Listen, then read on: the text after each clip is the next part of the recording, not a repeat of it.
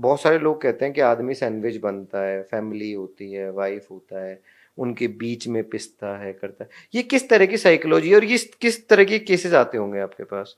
ये सब होने का कारण ये है कि हमारा जो युवा है वो पश्चिमी संस्कृति में फंसा हुआ है ठीक है। और भारतीय संस्कृति को भी फॉलो कर रहा है। जैसा कि मैंने बुजुर्गों के बारे में बोला कि उन्होंने राम को और कृष्ण को फॉलो किया, और आज की स्थिति देखें तो हमारा जो युवा है या हमारी जो पीढ़ियां हैं वो पश्चिमी संस्कृति को फॉलो कर रही है। ठीक है। तो जब गर्लफ्रेंड बनाने की बात आती है तो वो अपने लिए कोई एक्ट्रेस की तरह एक लड़की देखता है, करेक्ट। और जब शादी की बात आती है तो वो अपनी माँ की तरह देखता है, एक भारतीय नारी।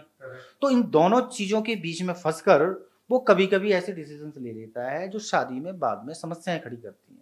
जब शादी के बाद चीजें अलग तरीके से नजर आती हैं, वो आती हैं जनरेशन गैप के रूप में, क्योंकि हमारी जो पीढ़ियां हैं वो उनके बीच में एक बहुत बड़ा जनरेशन गैप है।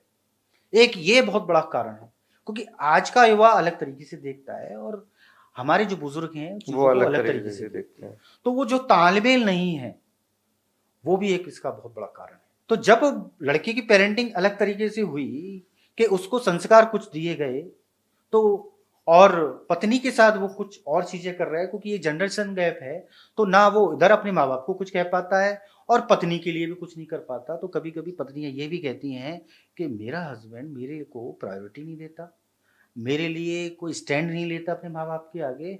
और पति के साथ भी यही प्रॉब्लम है कि वो अपने पेरेंट्स को कुछ नहीं कह सकता, क्योंकि बचपन से ही वो अपने पिता से या माँ के साथ, उसके साथ जो जिस तरीके से बिहेवियर हुआ है, रोक टोक की गई है, एक हेजिटेशन भी है।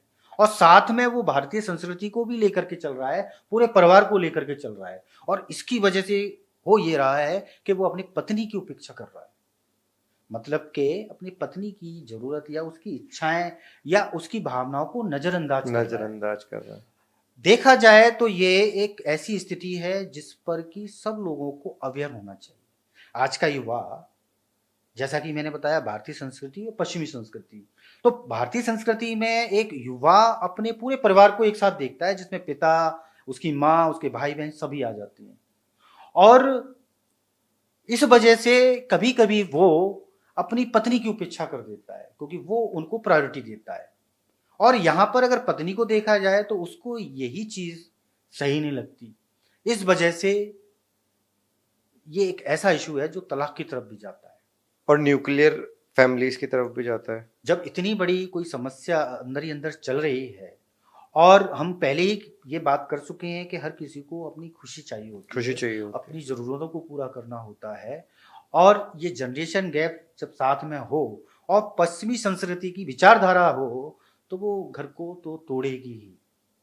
अगर पत्नी पढ़ी लिखी है, एजुकेटेड है, और अगर वो अर्निंग भी करती है, तो ये स्थिति पैदा होगी ही होगी। कुल मिला के जो भी मैं समझ पाया हूँ वो एक बहुत बड़ा लैक है एजुकेशन का। जी। अपन नहीं समझा पा रहे कि तुम्हारे नीड्स क्या हैं, तुम्हारी नॉन नीड्स क्या हैं, तुमको क्या करना है, क्या नहीं करना है। इस चीज के लिए यही अपना काउंसलिंग सेशंस आप दे पा रहे हो, इसी तरह से लोग आपसे कनेक्ट कर पा रहे हैं। बट इसमें क्या, अब जैसे अपन ये तो डिस्कस हो गया कंक्लूजन पे, क्या लोग टीनेज लाइफ में भी आपके पास आ रहे हैं अपनी